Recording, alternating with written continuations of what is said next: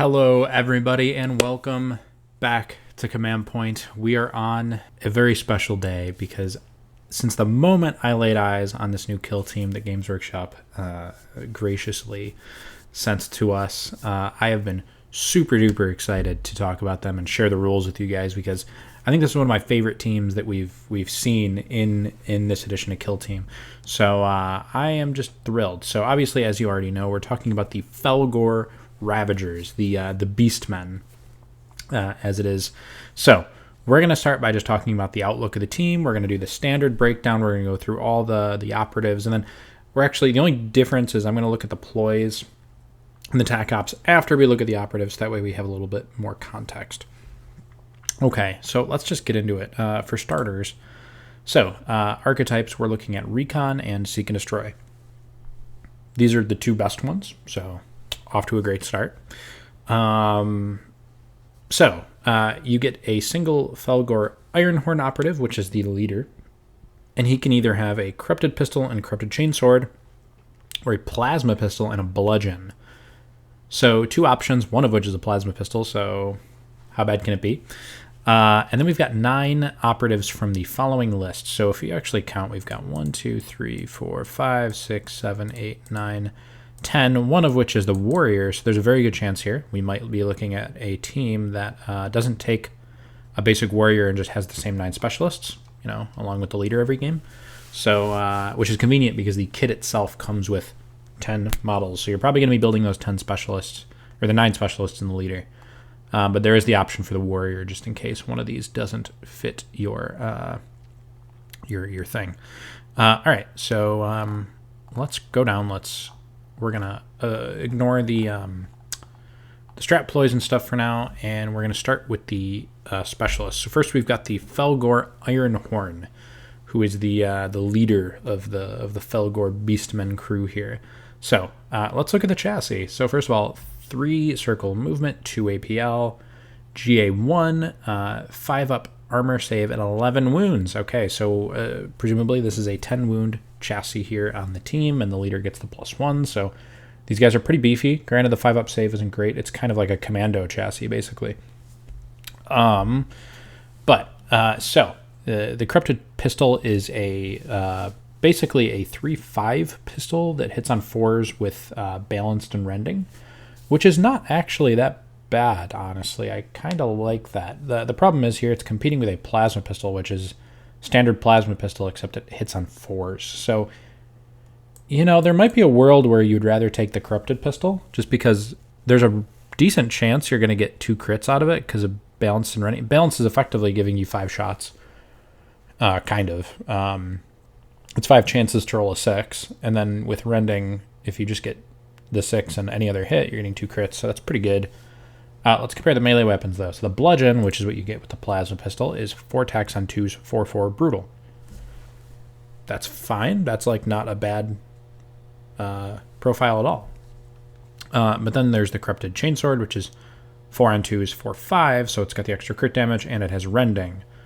All in all, these two are not super far apart, obviously. I think the Corrupted Chainsword's probably better. Brutal, I've found it doesn't feel as impactful when you only have 4 attacks. I found Brutal to be really impactful when you have 5 attacks. But I don't know. I'd have to reflect on this. Obviously, if you take the Bludgeon, you get the Plasma Pistol, which sounds great. But also the Corrupted Pistol isn't that bad, and the Chainsword might be a little bit better than the Bludgeon. So I don't really know. But let's take a look at Call the Attack. Once in each strategy phase, when it is your turn to use a strategic ploy or a pass, you can use this ability instead. If you do so, select one friendly Fellgor Ravager operative visible to this operative. The selected operative and all friendly Fellgor Ravager operatives visible to and within circle of it can immediately perform a free dash action. So that's super cool. It's basically a free strat ploy that potentially gives multiple models dashes. What I really like about this is, let's say your opponent has a big blast weapon and they win initiative, and you would potentially be giving them a blast attack. If your leader can see the source of that attack, where it's going to hit, he can just say, hey guys, just move away from each other effectively. And also you can use it aggressively to move up the board and set up an initiative play of your own, so I really like that. All right, next up we've got the Fellgor Death Knell. So the Death Knell he's basically like an icon bearer. He's got the cool thing here is he's got a 4-up save. I don't know if that's intentional, but cool. We have a 4-up save. Otherwise, it's the profile we expect. He's got an auto pistol and he's got one of those bludgeons. So, okay. Icon bearer. So he counts as 1 extra when he's on an objective for the purpose of controlling that objective. And he's got the War Gong ability. So each time an attack dice will inflict critical damage on a Beastman guy within 3 inches of him, including himself, you can choose for it to inflict normal damage instead. So that's pretty cool. Like, here's the thing. People look at these auras and it's almost like harder to evaluate them because like you look at it as an aura, but like if this guy just had this ability just for himself, that would be considered really good. The fact that he gets it for himself and anybody within 3 inches of him is just awesome, in my opinion. So, Gong Knell action for 1 AP. He basically gives himself a 3-up invulnerable save, which, cool. I don't know how often you're going to be utilizing that.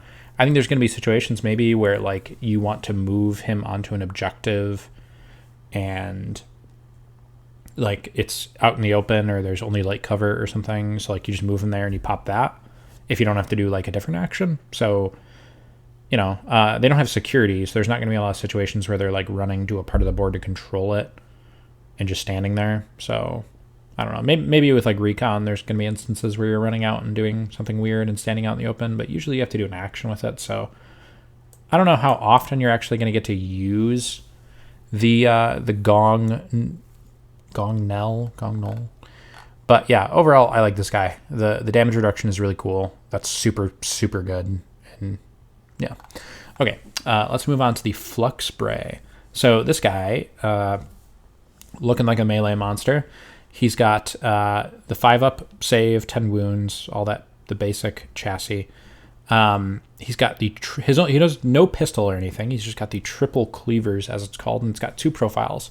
So there's an offensive profile, which is 4 attacks on 3s, 4/5 relentless, nice, and the defensive profile, which is 4 attacks on 3s, 4/5 in the deflect rule, which let's read what that is. So each time this operative fights in combat with this weapon, and the resolve successful hit step of that combat, you can resolve 1 successful hit before the attacker.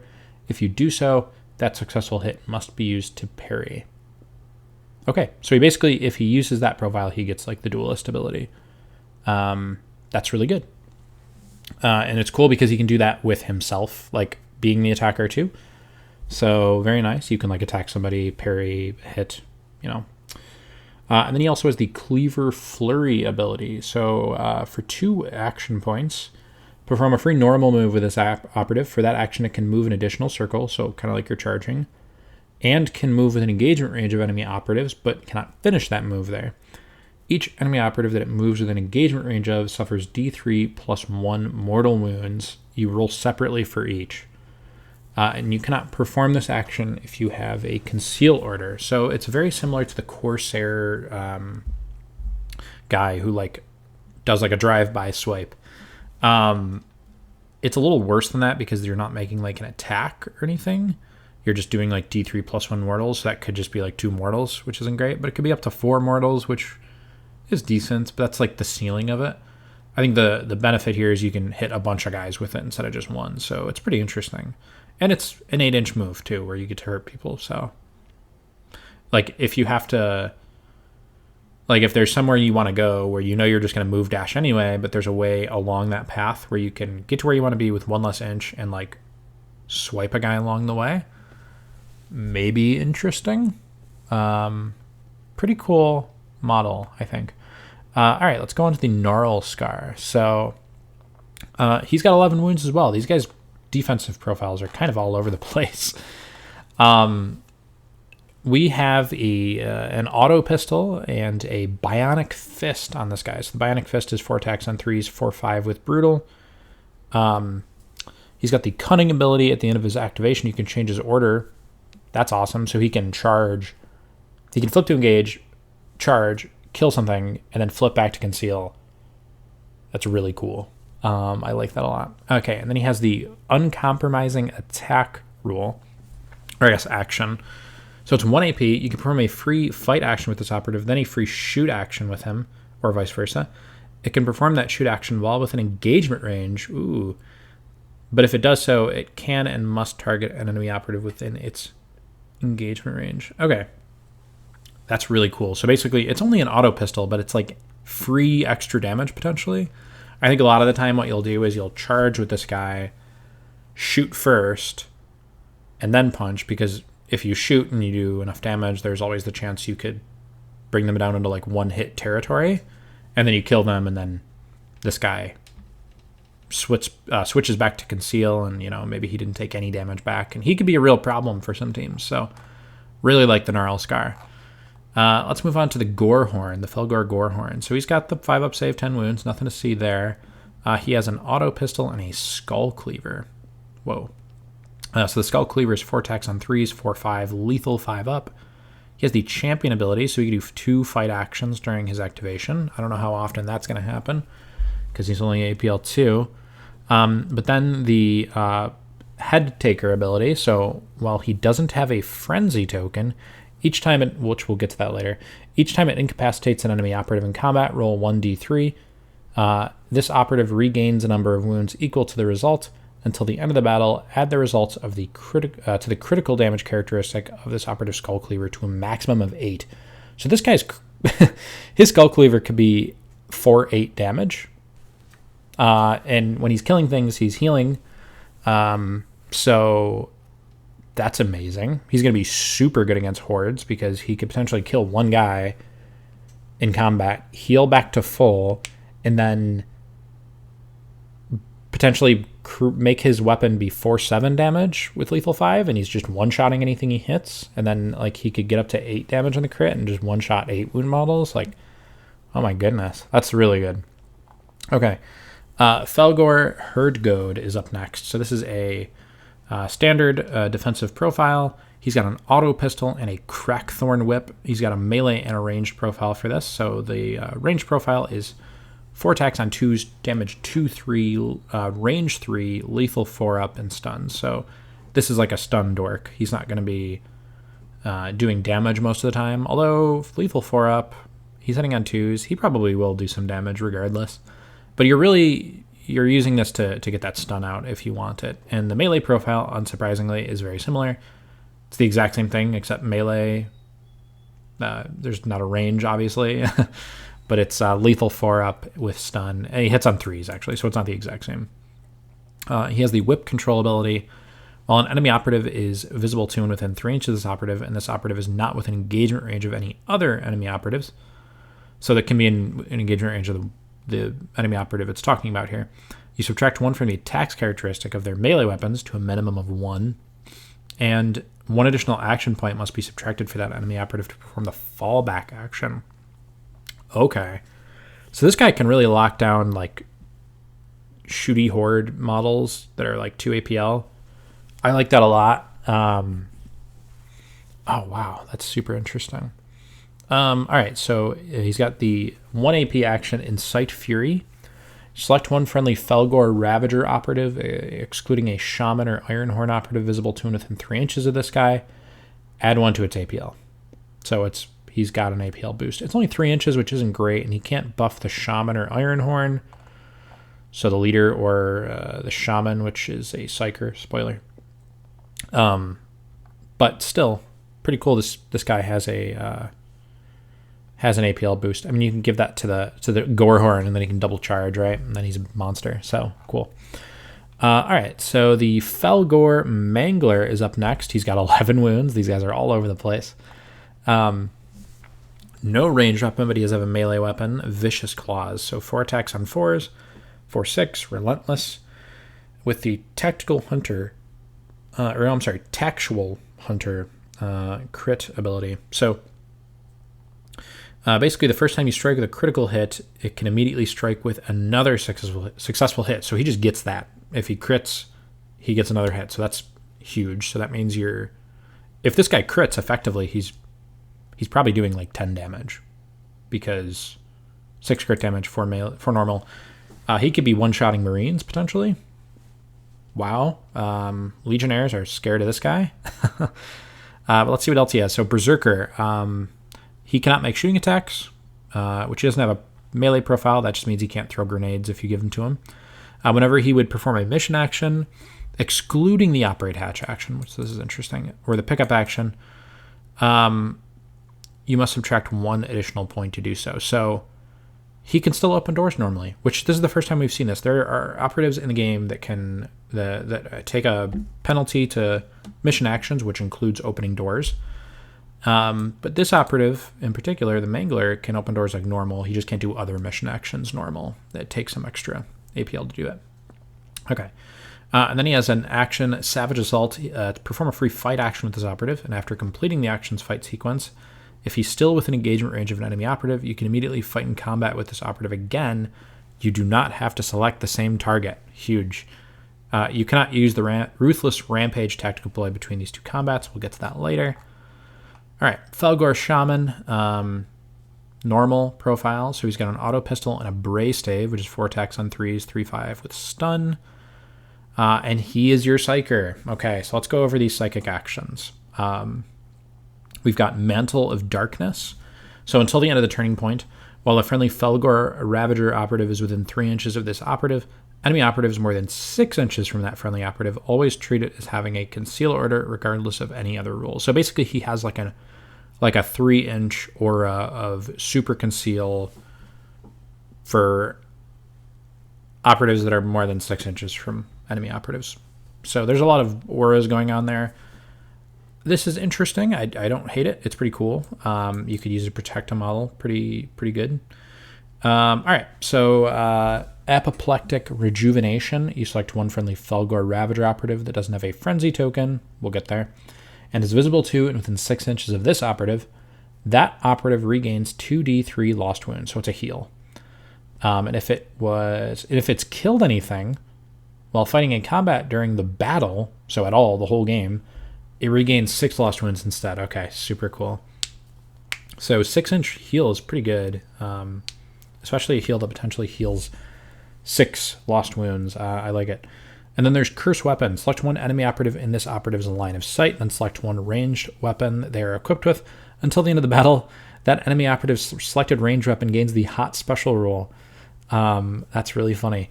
If that enemy operative's selected ranged weapon or its profile already has the Hot Special rule, until the end of the battle, they suffer 1 additional mortal wound for each discarded attack dice result of 1. So I like the idea that he's just like pointing at your gun and saying, and like making it malfunction and stuff. That's really funny.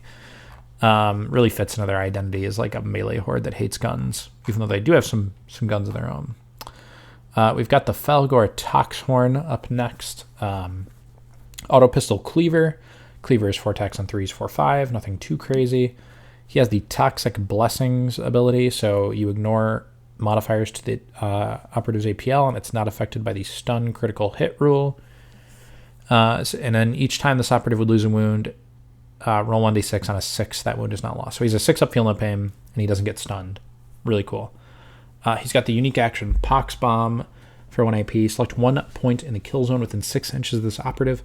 Roll 1d6 for each other operative within circle of that point. On a 3-up, subtract 1 from their APL. On a 5-up, that operative also suffers 3 mortal wounds. Okay, so that's actually like a really reasonable stun, and you can't do it while you're within engagement range. Okay, wait a minute. So first of all, this is not just once per game. That's the first thing I want to note here.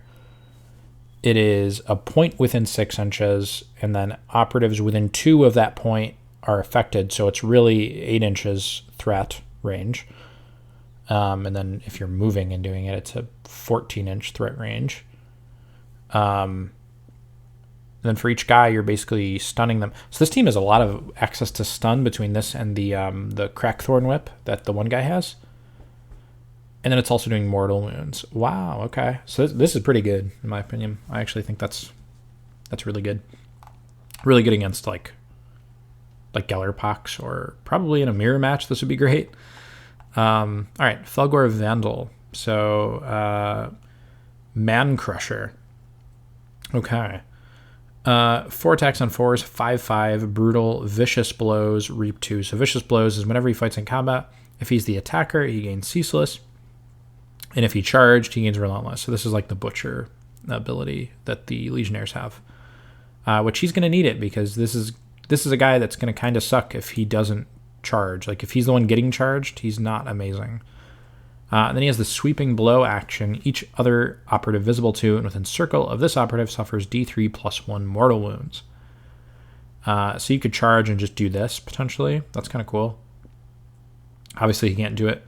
I guess you don't have to charge. You can just move and do it. But you have to be engaged to do it. So you might as well just charge. Okay. All right. And that's all the specialists. So now we're going to go up really quick. We're going to look at the their special rule, the thing that makes beastmen. Now that you know that what their operatives look like, which is basically it's a melee horde.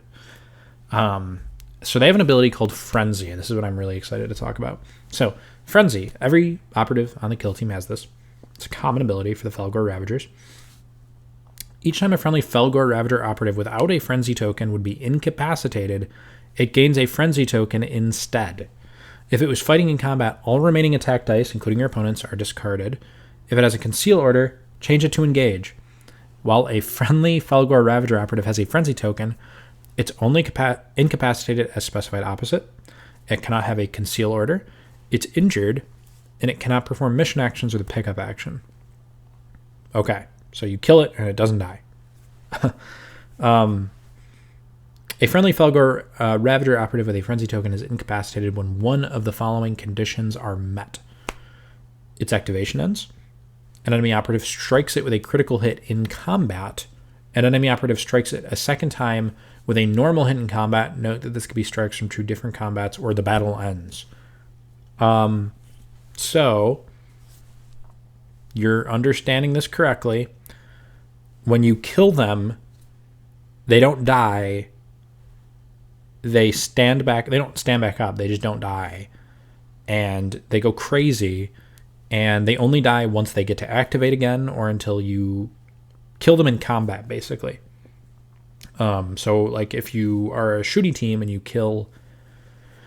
Your plasma comes out and shoots one of my beastmen and kills him, the beastman does not die. The beastman is still alive. And it's going to get to go unless you hit it in combat with a crit or twice with a normal. So that's crazy. So they are injured, and it can't like hide. It doesn't have a Conceal order. But the other important thing here is for the purpose of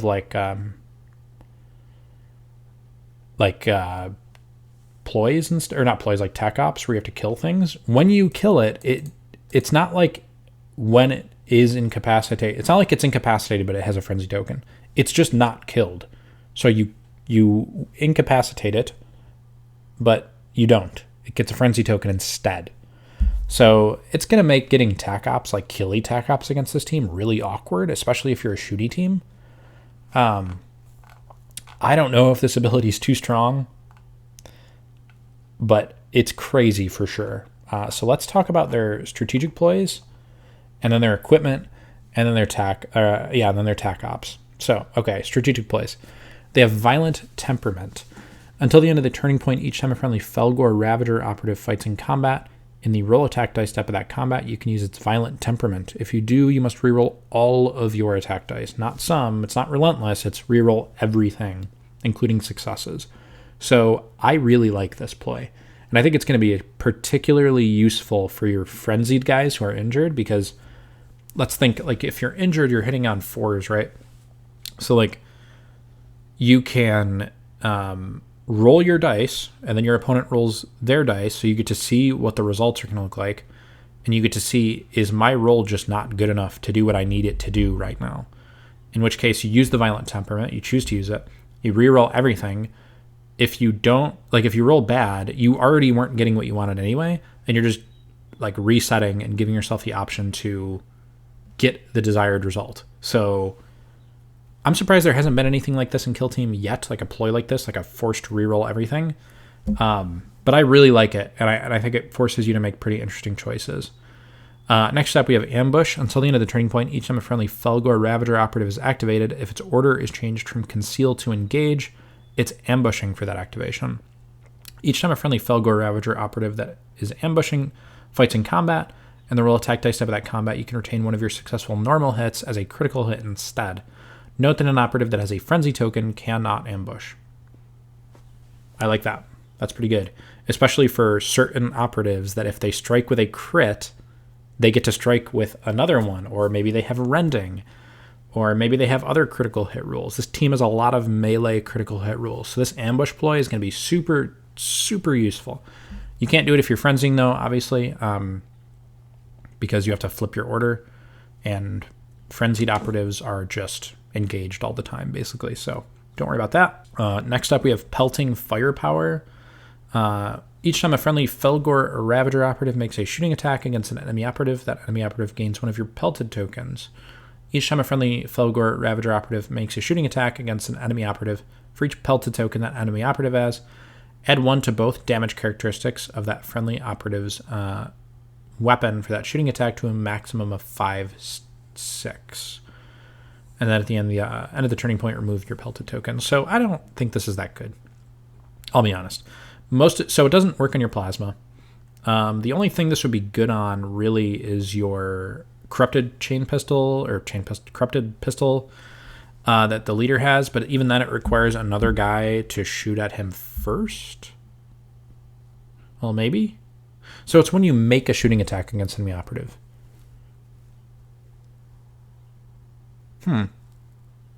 So I guess it would be good for the leader because if you have this on, you target a guy, they get a pelted token right off the bat, maybe, and then your weapon becomes 4/6. Your chain pistol. I keep calling it chain pistol. Your corrupted pistol. 4/6 with balance and rending. That's kind of interesting. That's like the only use case I can think of. I can't imagine you're wanting to buff your las pistols with this, or auto pistols, whatever it is they have, because you're still hitting on 4s, and like the first time you do it, you're just making it a bolt pistol, and then you're making it a 4/5, which is like okay, but again, you're hitting on 4s with a pistol. I don't love it. You're probably not going to take this, just period. But anyway, let's move on to Reckless Determination. Until the end of the turning point, each time a shooting attack is made against a friendly Fellgor Ravager operative that is not ready, and the roll defense dice step of that shooting attack, before rolling your defense dice, you can retain 1 as a successful normal save without rolling it. Okay, that's pretty cool. And it's a guy that isn't ready, so like if you win initiative and you charge and kill something and you're in cover and they shoot back at you, then you're retaining 2 saves. Kind of cool. I don't know, like honestly, I've noticed a lot of the time these defensive strat ploys don't get used. Mostly because it's not like, you don't really have agency over it. It's just like a countermeasure, which this team already has 2 pretty good strat ploys here that play into exactly what they want to do and encourage active play. So, I mean, I think you're going to be leaning on Violent Temperament and Ambush a lot more. Okay, let's look at the tactical ploys. So, Ruthless Rampage for 1 CP. Use this after a friendly Fellgor Ravager operative performs a fight action. It can immediately perform a free charge action, even if it has already performed a charge action during this activation, but can only move up to 3 inches. Note that it cannot perform this free charge action if it's already within engagement range. Okay, that's pretty cool. You can charge something, kill it, and then bounce to another guy. And if you have 3 APL, this is potentially for your fight twice guys. This is potentially a double kill waiting to happen. I think you only have 1 guy that can fight twice, though, so maybe not that crazy. All right, let's go to Wild Rage, 1 CP. Use this tactical play when a friendly Fellgor Ravager operative is activated. Until the end of the turning point, add 1 inch to its movement characteristic. So your charges become 9 inches. Your movement becomes 7. That's cool. It sounds like not a lot, but honestly, you see this a lot with Hunter Clade. Using the tech ploy to switch the Doctrina for 1 guy just to get the extra charge distance. So I think we could see it being pretty useful here. It's going to create situations where you can't kill something into a situation where you are charging and killing something and maybe more things are happening. So I like it. It's situational but useful, which is exactly what a tactical play should be. Next up is Animalistic Fury for 1 CP. Use this tactical ploy in the resolve successful hit step of a combat when a friendly Fellgor Ravager operative strikes with a critical hit. Inflict 1 additional damage with that strike. Okay. Trying to think of how much 6 damage stuff there is here. Either way, the nice thing here is that you decide to do this when you strike. So you know, if I do this, I'm creating a breakpoint that I want. Otherwise, I wouldn't be using the ploy at all. So situational, but good. Again, I like it. And then there's Blood Sense for 1 CP. Uses tactical ploy when a friendly Fellgor Ravager operative incapacitates an enemy operative within its engagement range. Select 1 other ready friendly Fellgor Ravager operative that is eligible to be activated and is visible and within 3 inches of the incapacitated enemy operative. After that first friendly operative has finished its activation, you can immediately activate that other friendly operative. So you have like okay, you kill something, you notice that there is a potential play if you GA2 here with a guy within 3 inches, and you do it. Okay. This is a cool ploy. I like it a lot. You have to be really heads up and like paying close attention to the board state and what you're capable of doing. You might want to charge a certain way, so that way you're within 3 inches of another guy, so that way you can charge, get that kill, use Blood Sense, activate the other guy, and go and kill somebody else. There's a lot of potential for like big turns with these guys, and I really like that. All right, so let's talk about their equipment really quick, and then we'll go to their tech ops and wrap up. So, frag grenades, crack grenades. They have at least 1 good shooting weapon. So, I mean, hey, maybe does the pelting rounds work for grenades? Because maybe a crack grenade with pelting rounds is good. Yeah. So I suppose yes. You can throw a crack grenade at somebody with pelting rounds up, and your crack grenade becomes 5/6. So pretty cool. All right. Maybe there's a use case. Corrupted rounds, select 1 auto pistol the operative is equipped with. It gains rending. They're really trying to get me to use this pelting round stuff. Corrupted weapon for 2 equipment points. Select 1 bludgeon or cleaver the operative is equipped with, and it gains rending. All of a sudden, the bludgeons start to look a lot more interesting. Also with ambush, this is like approaching Drakari territory where you have ambush up, you charge something, roll your 4 hits, maybe you get a crit, another normal hit becomes a crit because of ambush, and then with rending, you create a 3rd crit. So really easy to do, honestly. At the very least, it guarantees with ambush that you're going to get 2 crits in combat. So I really like that. Unholy Talisman. Okay, but granted it only works for bludgeons and cleavers, so not skull cleavers or triple cleavers. There's quite a few bludgeons on this team. There's at least 1 cleaver, so I think you might be using 2 or 3 of these. I like it. Okay, Unholy Talisman. This operative gains the following ability for the battle: 5-up and vulnerable save. So, okay. They have a 5-up save normally, so I mean, just getting that invuln could be really useful against certain teams. I like it. And they have a lot of wounds too, so like teams are going to want to be using their high AP weapons regardless.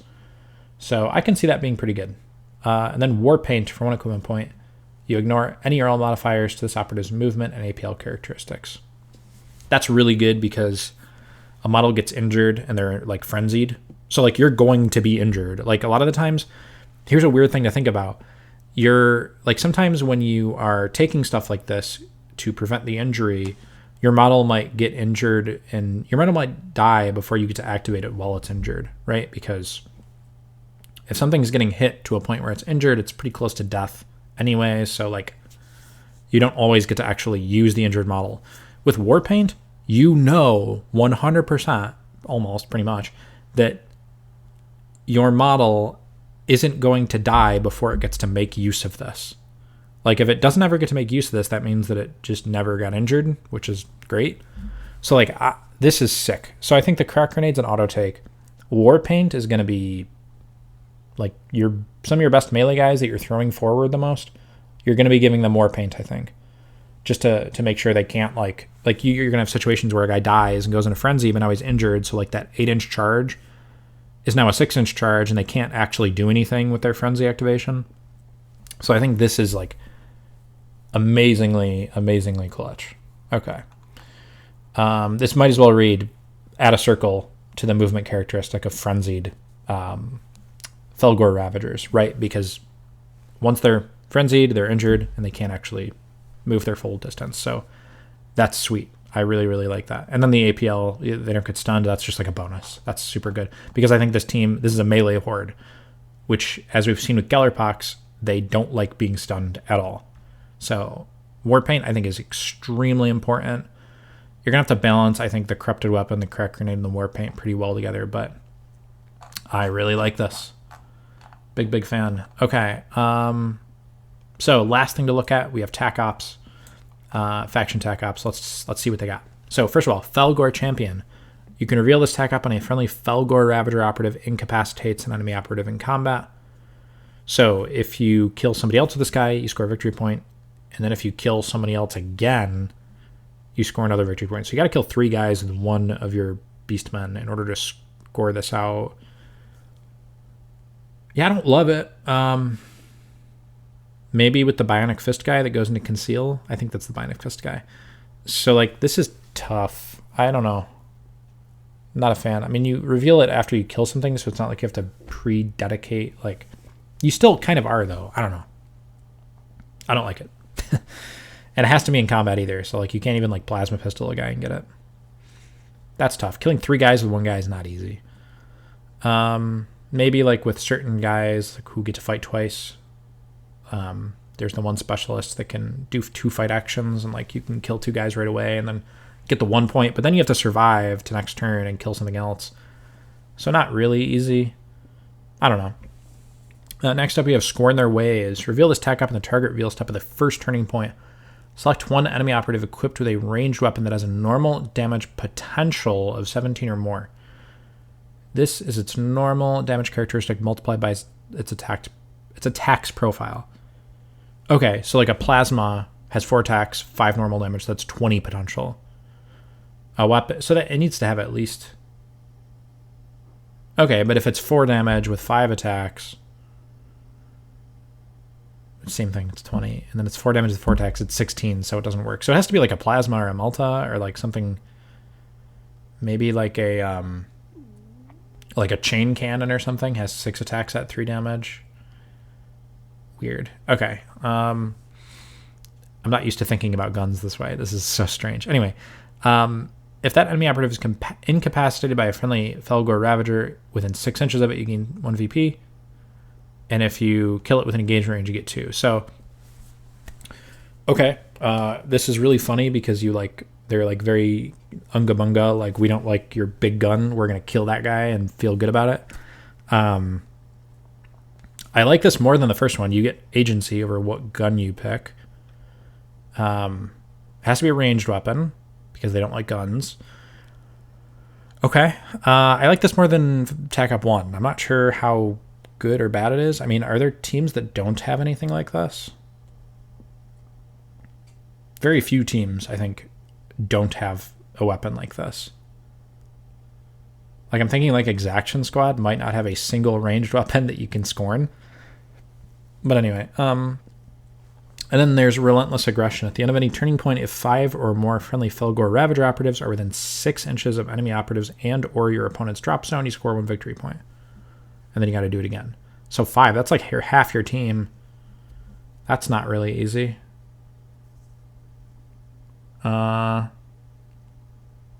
Maybe that's easy? I don't actually know. This sounds really hard, but it might not be super hard. I think I like Scorn Their Ways the most. Because it's operatives that you're going to want to kill anyway.